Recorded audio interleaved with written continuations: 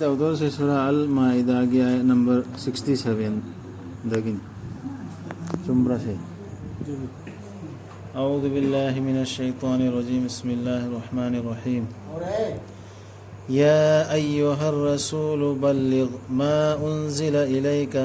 من ربك وإن لم تفعل فما بلغت رسالته والله يعصمك من الناس إن الله لا يهدي القوم الكافرين ओ रसूल यौहल्लु लाउथोक्तुना यौहल्लु मियामदा नंगोंदा थादबिरक्लिबदु नंगी रब्तगी नंगना मदु तौद्रबदी नंगना यौहंद्रबनी अल्लाह की पाउजेलबु नंगी फंदो थोदन रिसालत की रसूलों की फंदो वो थोको हो गया ngak senbigani Allah na nangbu misingdagi tasengnamak Allah di lamjing bide thajadaba misingbu sumaina lakpa ayasi ya ayyuhar rasulana ayat kayam yauri Quran da yauda mithoni special rasul da माना वही बुद्धि आओ बस डायरेक्ट रसूल पल्ला है इसे यान मरु ओय बगिनी सेक्शन लगपा मैं वो है लाउथोक तो मियाम दे यो हल्लो कुरान से को ना ला दे कुरान से वासी मुसलमान छी में ये हम बदल काम फर्ज है अदनी कुंतु खैर उम्मती ने का सेने रसूल ना अल्लाह ना पारा पिरक पर मैसेज दो चिथरम खिदरा बसे आया सिला मतुंग हाँ कैम तो खागा मरो मचिलम भो लोइद लाइक ऑन लाइरम ने तो नहीं कोई सिगी लाइक सिपाही के दमी अहेन बो वाला हो तो ताना रोइदन वाला हो रहे चिंगना दिप सिंग तो ताना रोइदम यार अपुंग फाते नंग सेना तो अलार्म सेना तो अलार्म सेना में करन की कुरान से फंदो को मतलब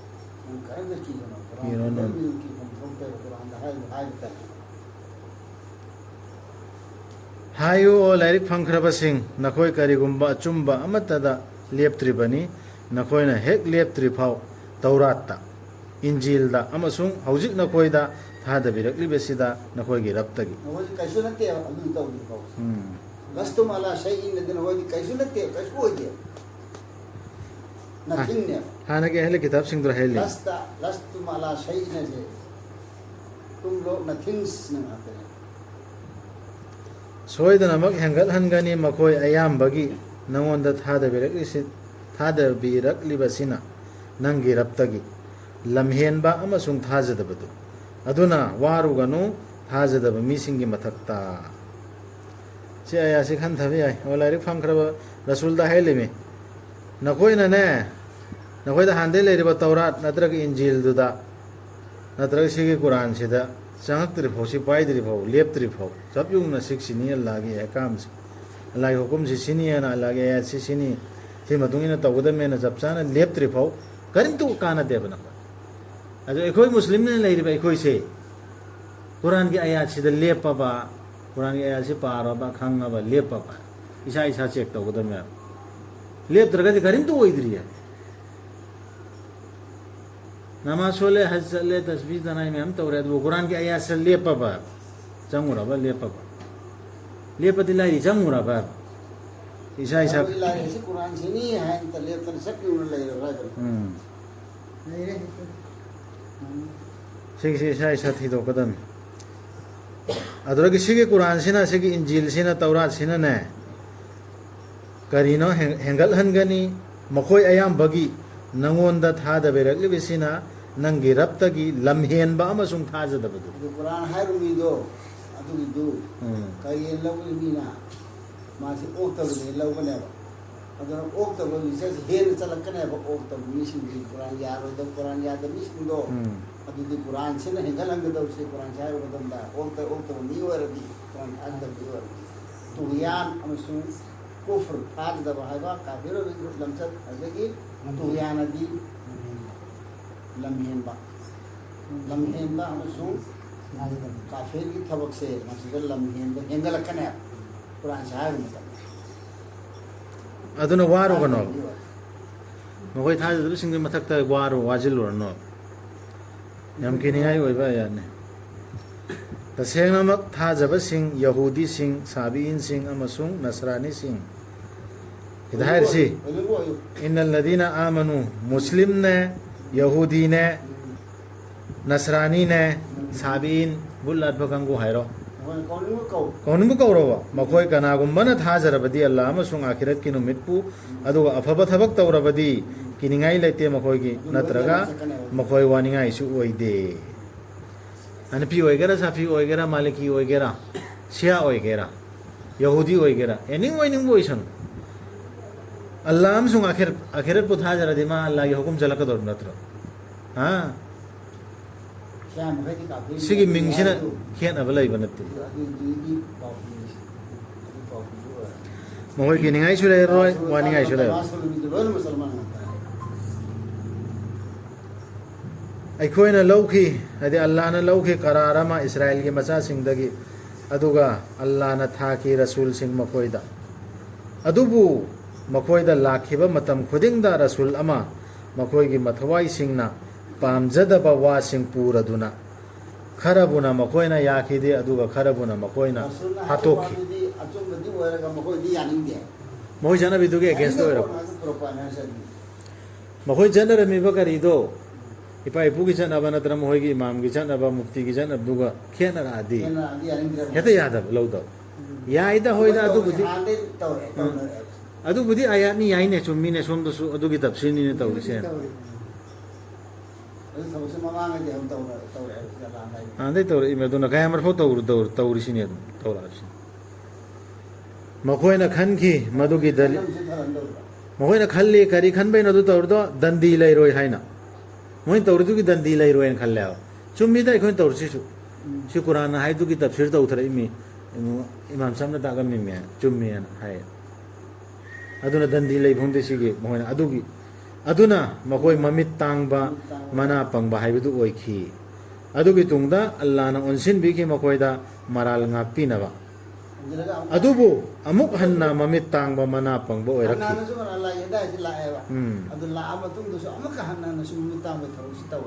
मखोय अयामबना ने अदुम हंजिन हंजिन तौरेबा अल्लाहदी उबनी मखोयना तौरिबदु सी ममांग वारिदु अल्लाह मिसि करिनो इबरा अदुना से कुरान से को आया सिंग पादा हंजिन हंजिन पादर दिन निंग होय अदुना नुति की तिलावत तो हारसी पादर दिन निंग होय सिंगी कुरान सिना अने हुनु रो का दलोन खंदर मते हंजिन हंजिन तौरगा नंतर एकोई सु खंदी मखोय दु तसेंगना थाजद्रबनी अल्लाहदी मरियम की मचानिपा मसीनी हाइबा सिंग अदुई दुनी थाजदबा हारसी सोइदना मखोय जे काफिर ओइरमने थाजद्रमने अल्लाह से मरियम की मचानिपा मसीनी हाइरिबा सिंगदु अदरगी अदुबु मसीदुनदी हाइखिबनी ओ इस्राएल की मचा सिंग अल्लाह बुलालु अल्लाह ना हाइबि इल्लोना मसीनदे हाइरमि मे हाइरम देव आई गिरब अमसुंग नखोय गिरब अदुई दु लालो अदु आई नखोय तनते आई गिसु रब नखोय गिरब अदु दुना तसेंगनमक तसेंगनमक कनागुम्बना अल्लाहदा शिरक तौरबा अदु ओइरबदी थेंगलबनी अल्लाहना मंगोंदा हैकोल दो जन्नत थेंगे अदुगा मागी जंगजफमदी मैदनी लैतबनी अरानबा तौबसिंगिदी तेंबांग बिनबा कना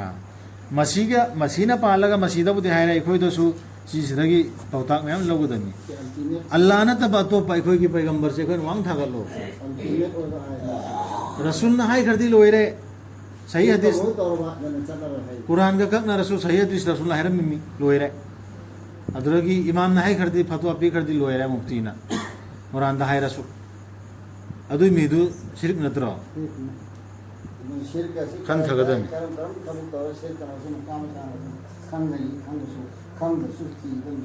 अखोयना खंगबन तेग्रान हाय इसा इसा खन थगदन अखोयना कुरान के आयत खंगु बंदे सोमदा सिना लोइरे अखोय दियन हाय पंगबदगी अदु याम किनिंगाई मचाकनी कुरान के आया सिंसी होनगदन ꯃꯣꯏ ꯆꯪꯖꯐꯝꯗꯤ ꯃꯩꯗꯅꯤ ꯂꯩꯇꯕꯅꯤ ꯑꯔꯥꯟꯕ ꯇꯧꯕꯁꯤꯡꯒꯤꯗꯤ ꯇꯦꯡꯕꯥꯡꯕꯤꯅꯕ ꯀꯅꯥ ꯑꯗꯨꯗ ꯃꯩꯗ ꯍꯧꯖꯤꯛ ꯁꯤꯛ ꯇꯧꯗꯅ ꯆꯪꯈ꯭ꯔꯦ ꯃꯤꯗꯨꯒꯤꯅꯦ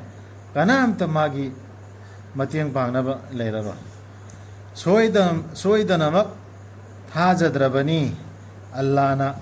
ꯑꯍꯨꯝ ꯁꯨꯕꯗꯨꯅꯤ ꯁꯤ ꯅꯠꯇ꯭ꯔꯕ ꯀꯅꯥꯒꯨꯝꯕꯅ ꯀꯔꯤ ꯇꯐꯁꯤꯔ ꯇꯧꯗꯕ ꯍꯥꯏꯅ ꯍꯥꯏꯔꯤꯁꯤ ꯇꯐꯁꯤꯔꯁꯤ ꯁꯤ ꯅꯠꯇ꯭ꯔ ꯀꯔꯝꯕ ꯇꯐꯁꯤꯔꯅꯣ ꯇꯧꯗꯕꯁꯤ ꯀꯨꯔꯥꯟꯗ ꯍꯥꯏꯔꯤꯕ ꯃꯌꯦꯛꯁꯤ ꯁꯝꯖꯥꯏꯕꯁꯤ ꯅꯠꯇ꯭ꯔꯣ ꯁꯤꯔꯀꯁꯤ ꯀꯔꯤꯁꯤ ꯇꯐꯁꯤꯔꯁꯤ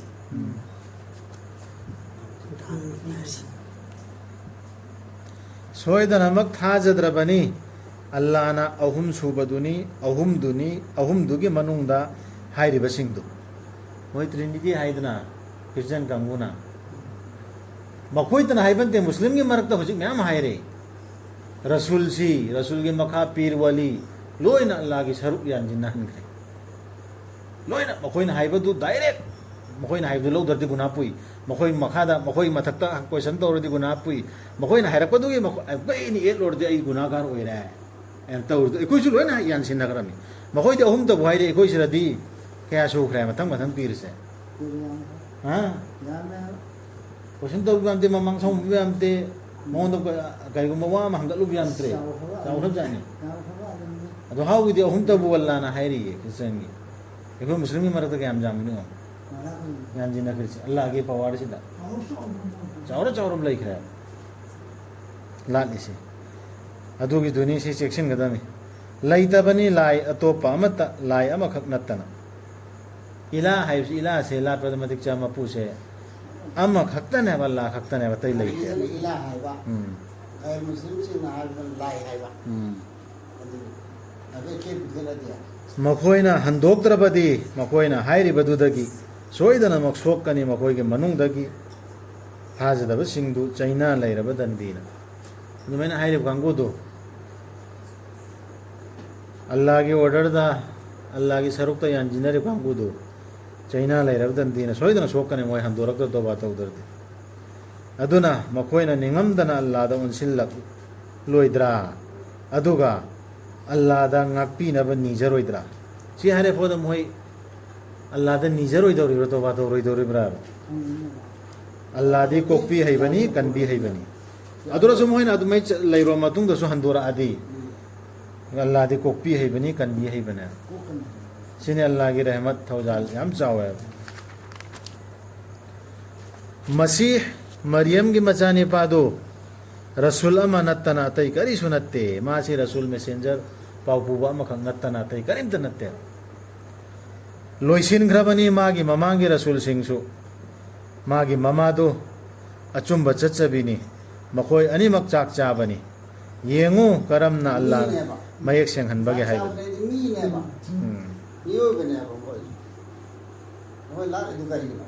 magi mamangi wajul loisin grabani Allah dare hairisi ꯑꯩꯈꯣꯏꯅ ꯃꯌꯦꯛ ꯌꯦꯡꯉꯨ ꯀꯔꯝꯅ ꯑꯩꯈꯣꯏꯅ ꯃꯌꯦꯛ ꯁꯦꯡꯍꯟꯕꯒꯦ ꯍꯥꯏꯕꯗꯨ ꯃꯈꯣꯏꯒꯤꯗꯃꯛ ꯑꯌꯥꯠꯁꯤꯡꯕꯨ ꯍꯧꯖꯤꯛꯀꯤ ꯄꯋꯥꯔꯁ ꯑꯜꯂꯥꯍꯒ ꯌꯥꯟꯁꯤꯟꯅꯔꯤꯕ ꯀꯥꯡꯕꯨ ꯁꯤꯔꯛ ꯇꯧꯔꯤꯕ ꯀꯥꯡꯕꯨꯗꯣ ꯃꯈꯣꯏꯒꯤꯗꯃꯛꯇ ꯑꯜꯂꯥꯍꯅ ꯌꯦꯡꯉꯣꯕ ꯀꯌꯥꯝ ꯃꯌꯦꯛ ꯁꯦꯡꯍꯟꯕꯤꯌꯨ ꯑꯌꯥꯠꯁꯤ ꯁꯝꯖꯥꯏꯔꯤꯁꯤ ꯑꯗꯨ ꯀꯗꯥꯏꯗꯅꯣ ꯃꯈꯣꯏ ꯄꯩꯔꯦꯅ ꯑꯟꯅ ꯑꯌꯨ ꯄꯠꯇꯨ ꯀꯗꯥꯏꯗꯅꯣ ꯃꯈꯣꯏ ꯄꯩꯔꯦ ꯀꯅꯥꯅꯣ ꯑꯗꯨꯒ ꯌꯦꯡꯉꯨ ꯀꯔꯝꯅ ꯃꯈꯣꯏꯕꯨ ꯋꯥꯈꯜ ꯂꯥꯟꯅ ꯄꯨꯍꯟꯈꯤꯕꯒꯦ ꯍꯥꯏꯕꯗꯨ ꯍꯥꯏꯌꯨ ꯅꯈꯣꯏꯅ ꯂꯥꯠꯄ꯭ꯔꯥ ꯑꯜꯂꯥꯍꯕꯨ ꯊꯝꯂꯒ ꯅꯈꯣꯏꯕꯨ ꯃꯥꯡꯍꯟꯕꯒꯤ ꯅꯠꯇ꯭ꯔꯒ ꯀꯥꯟꯅꯍꯟꯕꯒꯤ ꯀꯔꯤꯒꯨꯝꯕ ꯁꯛꯇꯤ ꯑꯃꯠꯇ ꯄꯥꯏꯗꯕ ꯃꯈꯣꯏꯗꯨꯕꯨ ꯑꯜꯂꯥꯍꯗꯤ 마디 아타바두니 아캉바두니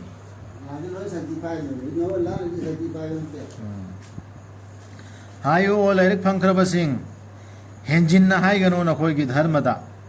아춤버기 왕마다 아두금바 미싱기 아팜바싱다 ꯆꯠꯀꯅꯨ ꯃꯈꯣꯏꯅ ꯂꯥꯟꯅ ꯆꯠꯈ꯭ꯔꯕ ꯃꯃꯥꯡꯗ ꯑꯗꯨꯒ ꯀꯌꯥ ꯑꯃꯕꯨꯁꯨ ꯂꯥꯟꯅ ꯂꯝꯖꯤꯡꯈ꯭ꯔꯕ ꯑꯗꯨꯒ ꯃꯈꯣꯏ ꯃꯁꯥꯁꯨ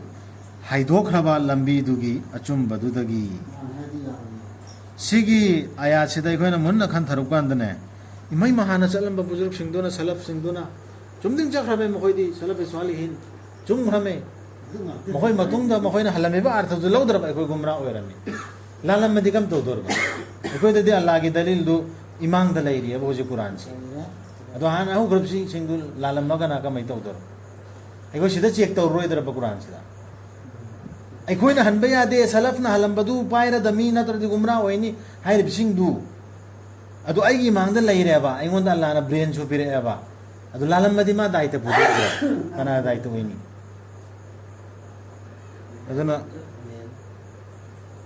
ꯑꯗꯨꯅ ꯌꯥꯅꯤꯡꯗꯦꯕ ꯈꯟꯊꯒꯗꯕꯅꯤ ꯏꯁꯥꯗ ꯂꯣꯏꯅ ꯍꯥ ꯑꯩꯈꯣꯏ ꯄꯨꯒꯦꯅ ꯍꯥꯏꯔꯝꯕ ꯃꯧꯔꯕꯤꯁꯨ ꯌꯥꯎꯈ꯭ꯔꯦ ꯁꯤꯈ꯭ꯔꯦ ꯑꯜꯂꯥꯍꯅ ꯉꯥꯛꯄꯤꯒꯅꯤ ꯃꯃꯥꯡꯗ ꯑꯗꯨꯒ ꯀꯌꯥ ꯑꯃꯕꯨꯁꯨ ꯂꯥꯟꯅ ꯂꯝꯖꯤꯡꯈ꯭ꯔꯕ ꯃꯃꯥꯡꯗ ꯍꯧꯈ꯭ꯔꯤꯕꯁꯤꯡꯗꯨ ꯂꯥꯟꯅꯁꯨ ꯂꯝꯖꯤꯡꯈ꯭ꯔꯦꯅ ꯂꯥꯟꯅ ꯍꯥꯏꯔꯤꯑꯕ ꯑꯗꯨꯒ ꯃꯈꯣꯏ ꯃꯁꯥꯁꯨ ꯍꯥꯏꯗꯣꯛꯈ꯭ꯔꯕ ꯂꯝꯕꯤꯗꯨꯒꯤ ꯑꯆꯨꯝꯕꯗ ꯑꯗꯨꯗꯤ ꯍꯥꯟꯅ ꯍꯧꯈ꯭ꯔꯕ ꯁꯂꯐ ꯁꯥꯂꯤhin ꯃꯈꯣꯏꯅ ꯏꯔꯝꯕꯗꯨ ꯁꯤ ꯄꯥꯏꯒꯗꯕꯅꯤ ꯍꯥꯏꯔꯦ ꯑꯗꯨꯗꯤ ꯀꯨꯔꯥꯟꯁꯤ ꯄꯨꯔꯥ ꯊꯨꯞꯆꯤꯟꯈ꯭ꯔꯣꯅꯦ ꯃꯈꯣꯏꯁꯨ ꯑꯗꯨꯝ ꯄꯥꯏꯔꯁꯦꯕ ꯊꯨꯞꯆꯤꯟꯈ꯭ꯔꯣ ꯂꯃꯥꯡꯅꯗꯅꯕ ꯑꯥꯔꯊ ꯂꯩꯇꯕ ꯑꯩꯈꯣꯏꯒꯤ ꯕ꯭ꯔꯦꯟꯗ ꯂꯥꯟꯅ ꯄꯤꯔꯛꯇꯕ ꯄꯣꯠꯅꯦ ꯃꯣꯏꯅ ꯍꯥꯏꯕꯗꯣ ꯁꯥꯞ ꯇꯧꯈ꯭ꯔꯕꯅꯤ ꯏꯁ꯭ꯔꯥꯏꯜꯒꯤ ꯃꯆꯥꯁꯤꯡꯒꯤ ꯃꯅꯨꯡꯗꯒꯤ ꯊꯥꯖꯗꯕꯁꯤꯡꯗꯨ ꯗꯥꯎꯗꯀꯤ ꯑꯃꯁꯨꯡ ꯃꯔꯤꯌꯝꯒꯤ ꯃꯆꯥꯅꯤꯄꯥ ꯏꯁꯥꯒꯤ ꯃꯔꯩꯅ ꯏꯁꯥꯅꯁꯨ ꯍꯥꯏꯔꯝꯃꯝꯅꯤ ꯗꯥꯎꯗ ꯑꯂꯩꯍꯤꯁꯁꯂꯥꯝꯅꯁꯨ ꯍꯥꯏꯔꯝꯃꯝꯃꯦꯕ ꯂꯥꯟꯅꯀꯤ ꯋꯥꯁꯤ ꯄꯜꯂꯝꯃꯝꯃꯦꯕ ꯑꯜꯂꯥꯍꯅ ꯄꯜꯂꯣ ꯍꯥꯏꯔꯛꯄꯗꯒꯤ ꯃꯈꯣꯏꯗ ꯂꯥꯟꯅ ꯊꯥꯔꯛꯑꯦ ꯃꯗꯨ ꯃꯈꯣꯏꯅ ꯍꯥꯏꯕ ꯏꯟꯈꯤꯗꯕ ꯑꯃꯁꯨꯡ ꯍꯩꯅꯕꯤ ꯑꯣꯏꯅ ꯉꯝꯈꯩ ꯂꯥꯟꯊꯣꯛꯈꯤꯕꯒꯤꯅꯤ ꯕꯗꯨꯋꯥꯁꯨ ꯇꯧꯗꯨꯅ ꯆꯠꯈ꯭ꯔꯦ ꯃꯈꯣꯏꯅ ꯊꯤꯡ ꯑꯣꯏꯅ ꯉꯝꯈꯩ ꯂꯥꯟꯊꯣꯛꯈꯤꯕꯒꯤꯅꯤ ꯍꯥꯏꯁꯦ ꯑꯩꯈꯣꯏꯒꯤ ꯀꯔꯤ ꯂꯩꯇ꯭ꯔꯥ कंटिन्यू पास कंटिन्यू टेंस है दूसरे का होंदो दुदू है ने कानू या अतदू ने कानू से यावरदी कानू या अतदू ने से लम है में थबक से तौरमनी है बने अमान्य तौर तब अदुम बराबर कंटिन्यू जो तो अदुम अदु ओइखिरा ओइरा दुम चखरा मखोइना थिंगबा लैखिदे अमना अमबु मखोइना तौखिबा फत्तबा अदुदगी तो हजिकी बदवा चाखरे भांगुद फत्तब तौदने अमना अमु थिंगबसु लैखितब तार बिसु गमार खंदु यावर ने दुनिया है सुमुसे खबर है लोग तसेंगना फटखिदबनिदा मखोइना लेप लैतना तौखिबसिंगदु नंगना उगनी मखोइगे मनुंगदगी अयामबना थाजदबसिंगना मिचंग ओइनबा ओनसिनबा लेप लैतना है ना कदा यावर मो एलकदो बिने का लेप लैतना है याव देवा सेगास यावर मो फोम से याव तौदुन लैरमी होखिब लैरमी ऐसी कानू हमें तो ले बिजु आइतना काना कानू सी नगर दी अबीदा कंटिन्यू चतथि नंगना उगनी मखोइगे मनुंगदगी अयामबना थाजदबसिंगदा मिचंग ओइनबा ओनसिनबा हुजिकी मीसिंगदुगी सिंबल खरा ताइमिनला कयादा फटखिद्रमनो मखोइना मसागी दमक मंगजौनना थारिबदु मधुदी साउखरे अल्लाहना मखोइगे मथक्ता दंदीगी मनुंगदा लैरगदबनि मखोइ मथम चुप्पा हुजिकी मीसिंगदो मखोइगी परमान खुदम खर से पीरिसी हुजिकी मीसिंग कमाइ तौनी थाजदबसिंगदने मिचंग ओइना ओनसिनबा उबने अदुम सी एखोइ इसा इसा हाना कलहोगदन राम के सबक तो अमन तो और जे मर रतन ओ मर रतई ने ना मन जो हाय कने तो हाय जमीन कंटिन्यू जो होने तौदुन लैरंबा ओइना मखोइना थाजबा ओइरमलबा अल्लाहदा रसूलदा अमसुंग मंगोंदा थादरकलिबा अदुदा मखोइना लौरम लोइदबनी मखोइबु मिचंगसिंग ओइना तो ये फरमान से तफसीर से तौरगा लांता के इसी ज्ञान तानबा थाजदबदा मखोइना मिचंग ओइना ओनसिलिदो ओनसिल लोय मदमेबा सिगी कुरान से थाजरमद कुफर की थबकता है कुफर की थबकता हाय जो हत्ता जो मन तम जो है कुफर की थबकता व मीसिंगदो ओनसिलिदो मिचंग ओइना अदु ओनसिल मोइदमनेबा मखोइना सिगिसिदा थादरकलि पोसिदा अल्लाह दा रसूल दा ईमान पुर अमदि तौमसु मखोइ अयामबना सिंगनबगा लोइनना हाइबा इंदबा सिंगनी फासिक ने सदकल्लाहु अलैहि वसल्लम